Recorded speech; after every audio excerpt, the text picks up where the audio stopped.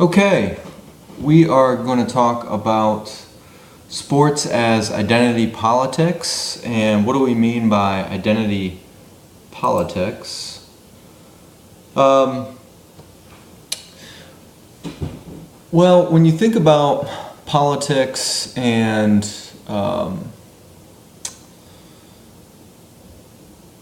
what people get excited about and the ways that political parties will recruit and the issues that are important to people as it relates to politics, a lot of it comes down to identity and what groups we see ourselves as being a part of and what groups we see ourselves as not being a part of. And we've already talked about in prior sessions how sports and politics have become somewhat intertwined, especially we've looked at some examples in Europe. The 16th Man video, which we'll talk about here in just a minute, and was posted online. Hopefully you've already watched that. It's a 30 for 30 documentary. Is about South Africa and how the sport of rugby became intertwined with the end of apartheid. Well, apartheid and then the end of apartheid. So it does happen, even though we use a lot of European examples, it's certainly not to suggest that this doesn't happen in other parts of the world. However, we've not seen a whole or as much intertwining of sports and politics here in the U.S. or in North America as we might see in other parts of the world, but that's not to say that it doesn't happen. And of course we have some examples here of it happening. Where players use their star power to make some political and broader socio-cultural statements. So first let's talk about the 16th Man video. So it's a 30 for 30 documentary. Some of you might have seen it even before it was assigned in this class. The subject of the video is the Springboks, which is the national rugby team for South Africa. Apartheid, which was the system that divided politics, culture, and basically all of society in South Africa based on race. The white population was the minority in South Africa, but held all of the power, political and social power, most of the economic power under apartheid. And Nelson Mandela fought hard against that, right? He was a crusader against apartheid. Got put in jail by the ruling regime, spent many years in jail and prison because of his anti-apartheid stances. And then as he's finally released, apartheid ends due to his leadership and activism, even from prison, and that of his group or his party. And he becomes, in the first elections after apartheid ends, where everybody in the country gets to vote regardless of race, he wins and becomes the president of South Africa. And during that time it would have been very easy for him or any of the black population in South Africa to hold a huge grudge against the white population within that country, which was a minority, because they had really repressed the black people of South Africa for decades under apartheid. But Nelson Mandela was a bigger man than that. He said, hey, wrongs were done against us as black people, and now we finally, through a long struggle, got apartheid overturned, and instead of extracting revenge against those oppressors, we are going to look for national healing. So where does rugby come to play into this whole story? Well, we talked earlier in an earlier session about cricket being a upper class sport, and in South Africa, rugby was adopted as the white sport, and it was very much all the athletes on the national team were white. Everybody in the crowd was white for the most part. It was pretty much known as the white sport in South Africa. Prior to apartheid ending, the National Rugby Association, or the ruling body for rugby around the world, not the national, the ruling body for the World Rugby Association, had awarded the World Cup competition in 1995. Of course, World Cups are awarded years and years in advance. So it was awarded to South Africa. They've had a very strong rugby program for a long time.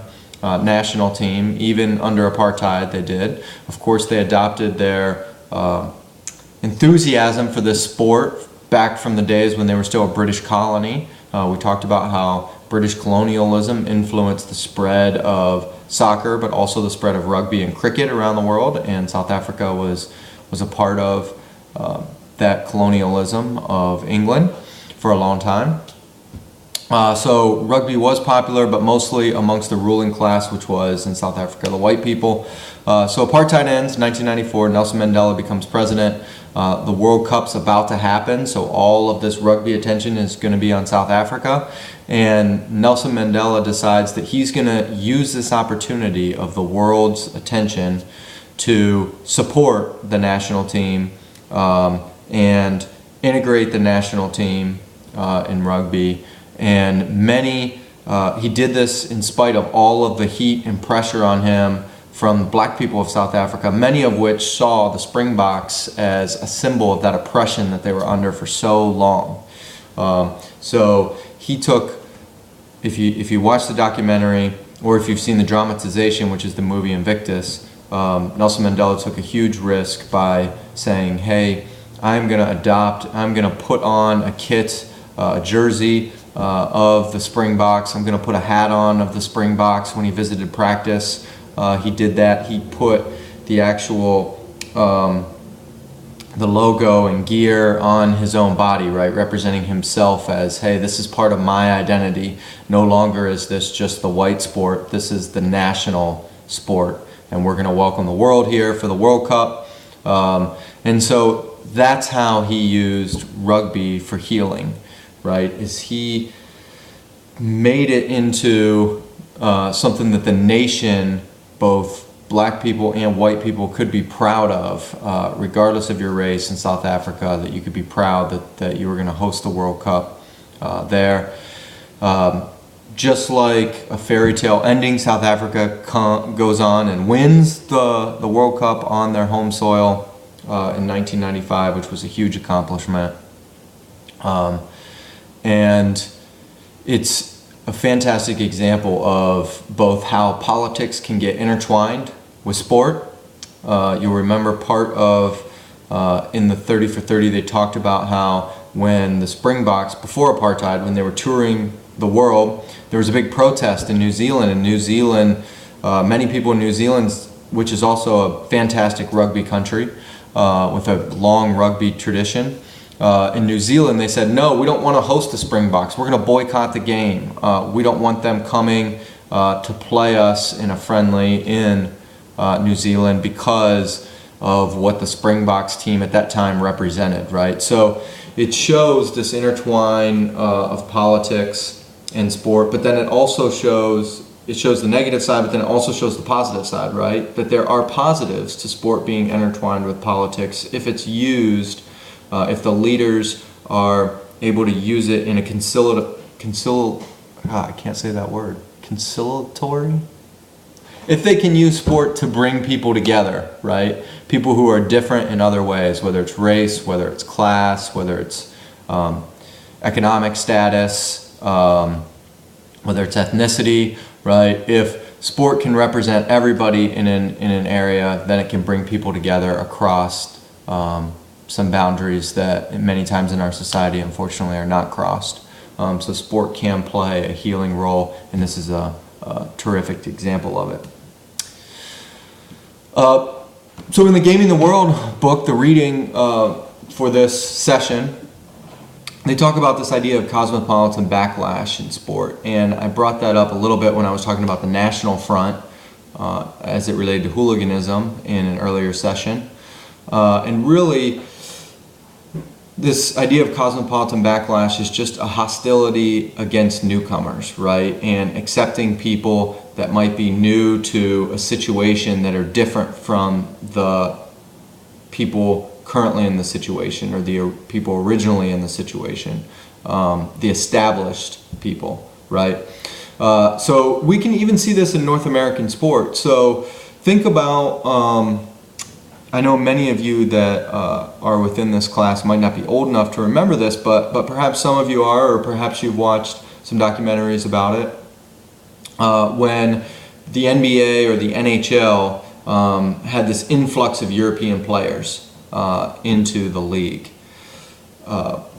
In the NBA, the precursor to that, which we'll talk more about in a later session, but the precursor to the influx of European players was the Barcelona Olympics, the first dream team, right? And many Europeans, kids, saw this dream team, saw them as the best players in the world, and were just awestruck, and it turned them on to the sport of basketball.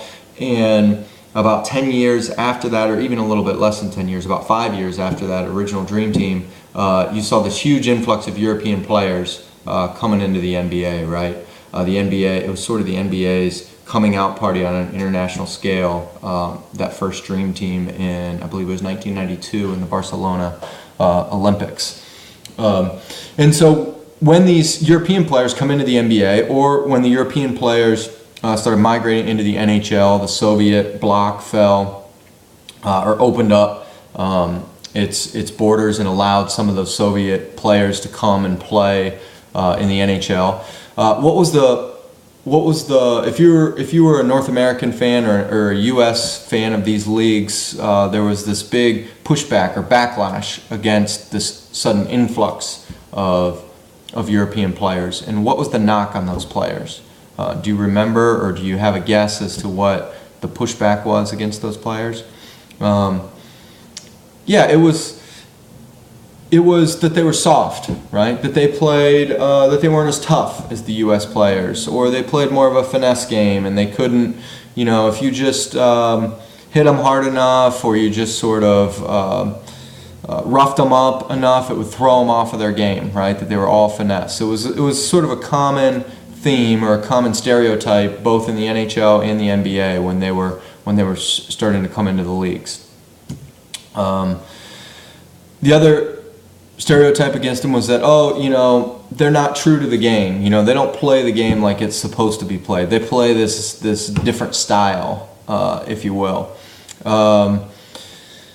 Another common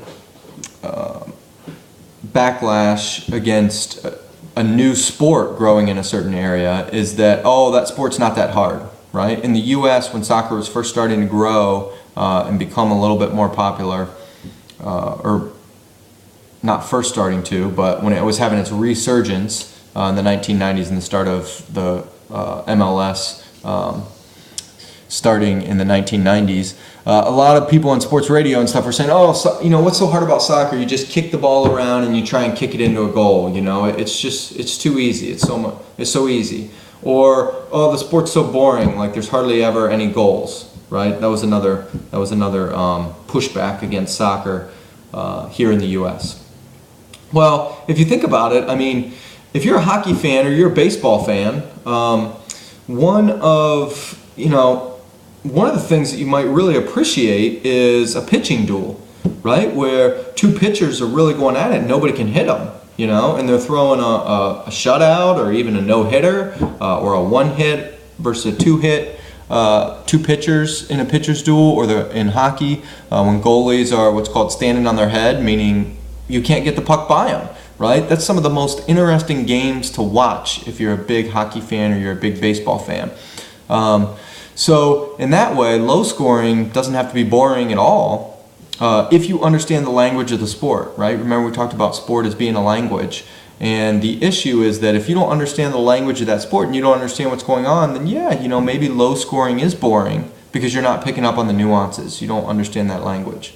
And in some ways, maybe high scoring can be boring, right? That's one of the knocks on the NBA is that the players don't even try until the fourth quarter, right? A bucket or a basket in the NBA isn't that meaningful because they score tons of baskets, throughout the game.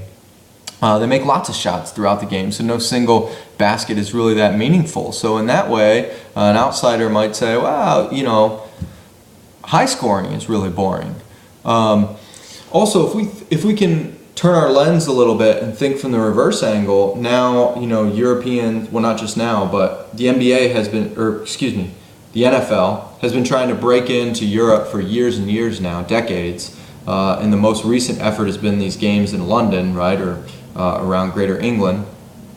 And if you think about it, they might argue that, wow, this American football is really boring. Like, you have a play and then it lasts 4 or 5 seconds and then you stop for like 40 seconds.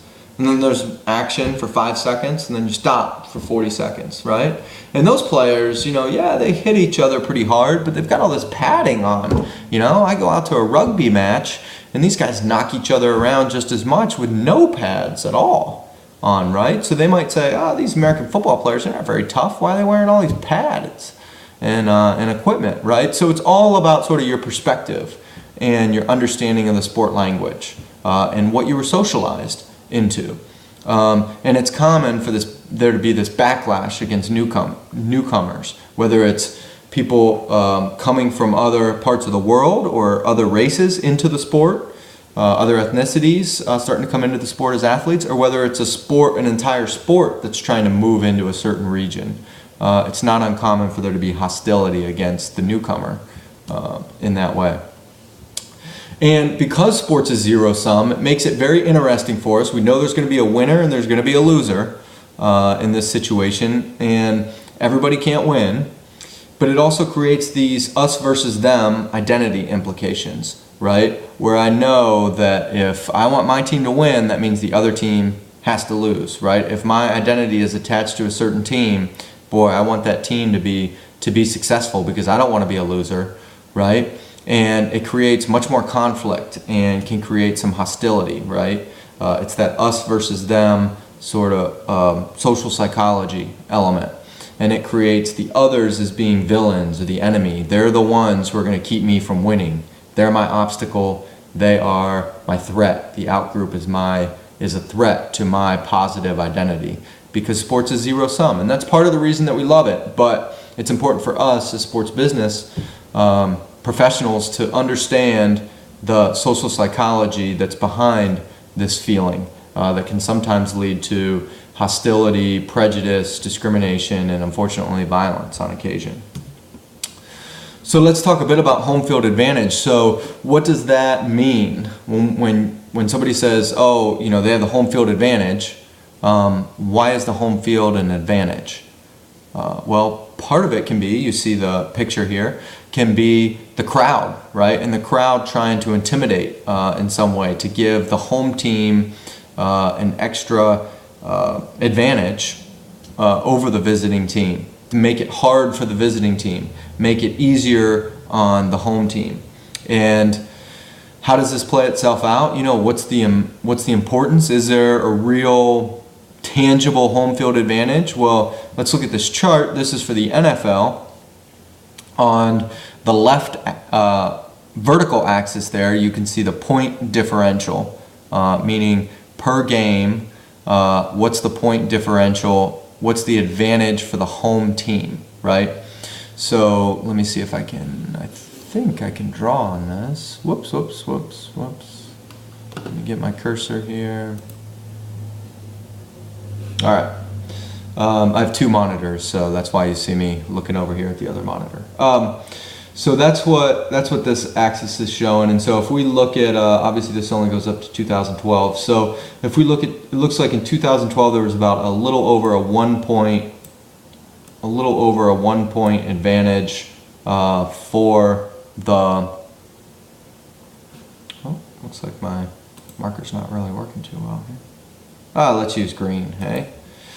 What a surprise, right? I picked green. All right, there we go. So we see right here, this dot, 2012, right? A little over a 1 point advantage. And if we look back, it looks like the biggest advantage has been, these dots up here, just under a 4 point advantage for the home team, right? Over the course of about 20 years, we have on the bottom horizontal axis here. If we look at the right axis, it tells us the winning percentage for the home team. So, and that's what this orange line is. And you see, if there was no home field advantage, we would expect the line to just be right here at the 500 mark. Whoops, right? But we see that throughout all 20 years that's documented within this chart, you have something between a 500 winning percentage and a 600 winning percentage, right? So home team is winning between 50 and 60% of games. So it seems there is an advantage, right? There's an advantage in points and wins, which is not surprising since the two are certainly correlated, point differential and wins. So there is certainly a home field advantage, it's documented. How is it established? Well, noise is one way, right? Crowds that understand the language of the game, they understand when their team is on offense. If we stick to this American football example, when their team's on offense, the quarterback might need to yell out audibles and communicate with his teammates so the crowd can be a little bit quieter. When the visiting team is on offense, the crowd wants to make a bunch of noise, right? Make it hard for the team to communicate, the visiting team to communicate on offense. How else? Well, taunting, right? We've all probably seen this happen, maybe not at an NFL game or maybe at an NFL game, but maybe at a high school game, right? Where the crowd's a little smaller, the players can actually hear you out on the field or on the court, and you've probably heard people in the crowd taunting the players. And often those taunts are identity related. You know, it might just be, oh, you stink, but it could just be talking to them about how, I think I used the example in a previous session, how, oh, you guys are a bunch of farmers, right? If it's a rural school that's playing, or talking about how they're a bunch of preps, or using identity or racial slurs, right? Which unfortunately we still hear occasionally at sporting events. So there's that element of taunting a lot of times has a lot of identity insults to it, because that hurts us as individuals, or it can hurt us as individuals when somebody attacks your identity or a part of your identity that is important to you. And I want to end this session talking about an example. There we go. An example that we actually have a connection to at Northern Kentucky University. You see a picture here of one of our graduates, Moab, who is working with an Egyptian football team, soccer team. He is in charge of all the business operations of the soccer team in Egypt. I believe it is a second division team right now, and they're hoping to get promoted to the Egyptian Premier League. And when Moab was a student at NKU several years ago, he was in my sports marketing class, and during the semester this riot happened around Egyptian football. At an Egyptian football game, and there was very much a political overtone to it. And so he came up to me after class and he was like, "Hey, did you hear what happened over in Egypt last night?" And Egypt's ahead of us, you know, in terms of time zones. And I said, "No, you know, I haven't even heard about this yet." And so he explained to me the political situation that led to this huge riot.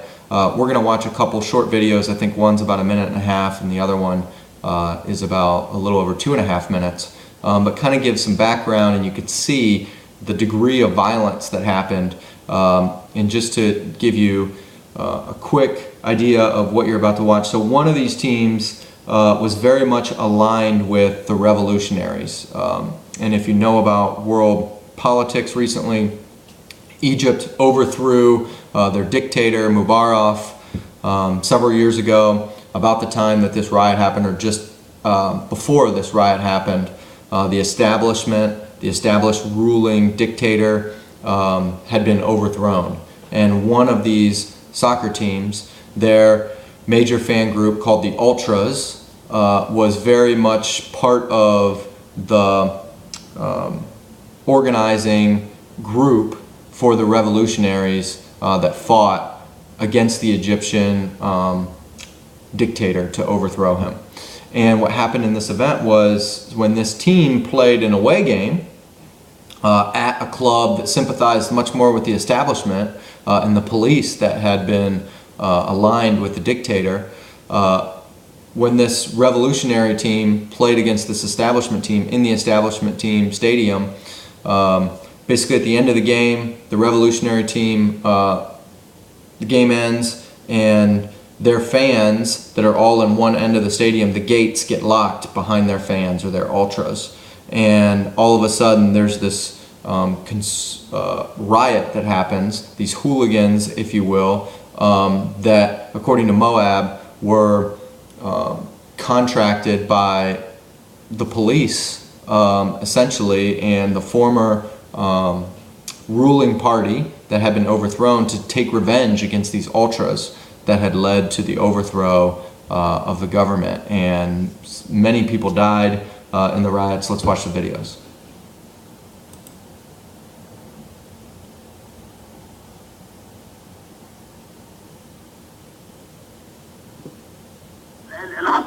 At least 73 people have been killed and 1,000 more injured after a football pitch invasion in the Egyptian city of Port Said. The riot followed a game between home side Masri and bitter rivals Al Ahly, one of Egypt's most successful clubs. Masri fans invaded the pitch even though their team had won the match 3-1. They chased fans and players from the rival club, throwing stones and bottles. Supporters had also reportedly taken knives into the stadium. One Al Ahly player described the violence as war. People are dying in front of us, he said. Military sources say army helicopters have been sent in to fly Al Ahly fans and players to safety. It's the worst disaster in Egypt's football history.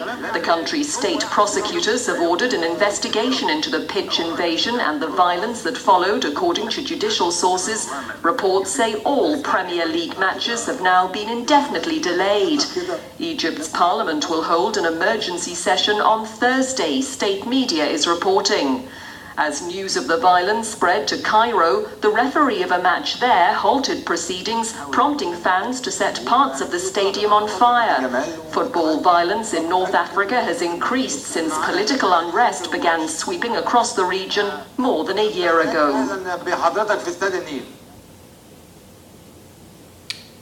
Okay, and here's a second video that gives a little bit more of the background or speculation about what led to it. Prominent blogger and activist Wael Abbas. I put it to him that there are many conspiracy theories doing the rounds about why this football tragedy on Wednesday happened, and asked him whether he thought that there was more to this than just simply football hooliganism. This is what he said. It was really obvious to everybody that they had a hand in what happened in the stadium. The security did not interfere. They opened the gates between the fans of the two teams, and they did not check for arms. There was not a metal detector gate at the gate of the stadium. People were allowed to enter the stadium with knives, machetes, and pistols, locally made pistols.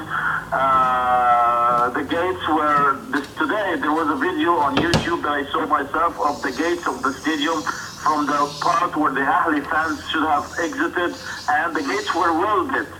The locks of the gate were welded, so nobody was to be able to get out of the stadium, and this is all raises a lot of questions. Is this a story of football fans? Is this a story of protesters clashing with the military, or is there a bigger issue here?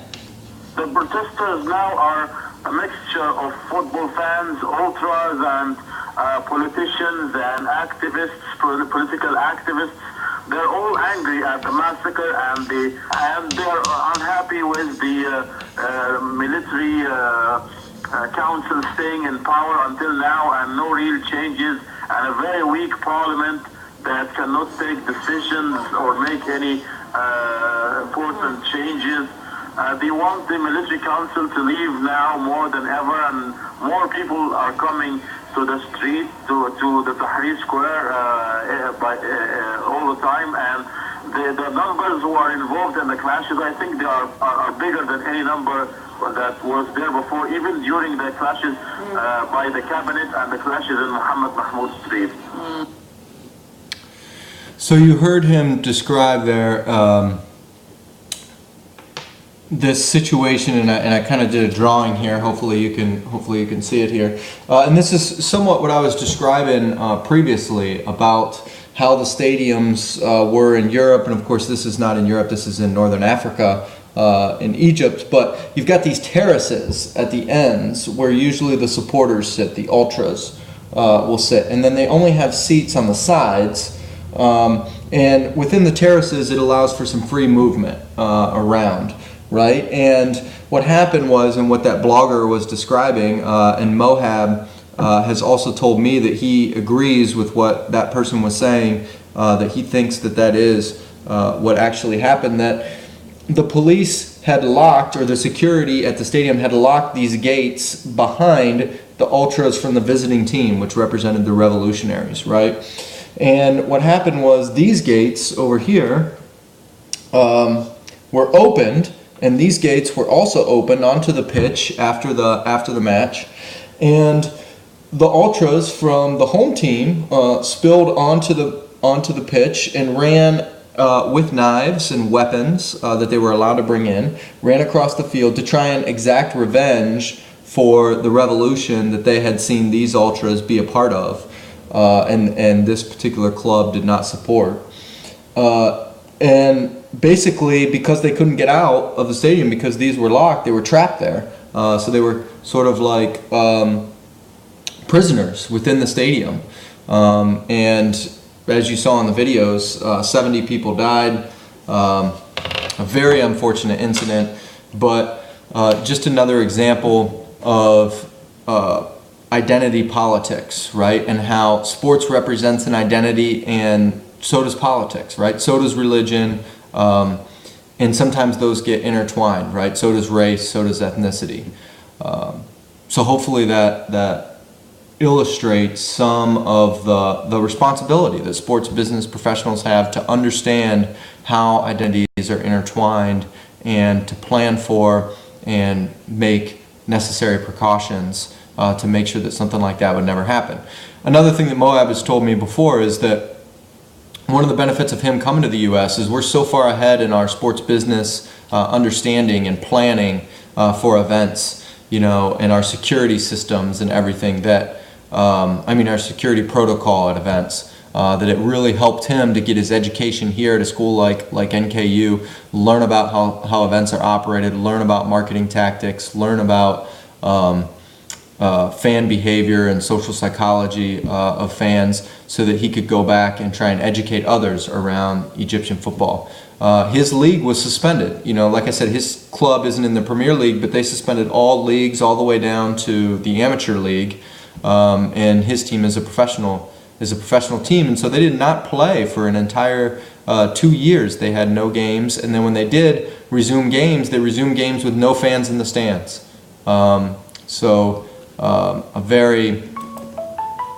A very unfortunate situation, obviously for the people that were victims of this tragedy, but also for just football fans in general within Egypt.